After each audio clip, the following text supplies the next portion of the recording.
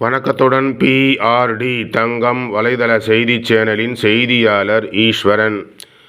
திருமதி ஜெயந்தி தண்டபாணி DR மணி மார்ட் உரிமையாளர் அவர்கள் இன்றைய செய்தி குறிப்பில் வருகின்ற 15/12/2024 அன்று லாலாப்பேட்டை முத்துமாரியம்மன் கோயில் எதிரில் கட்டப்பட்டுள்ள MJ திருமண மண்டபத்தை திறந்து வைத்து வாழ்த்துரை வழங்க இருக்கின்றார். மாநில பசுமை தாயக தலைவர் முனைவர் திருமதி சௌமியா அன்புமணி அவர்கள்.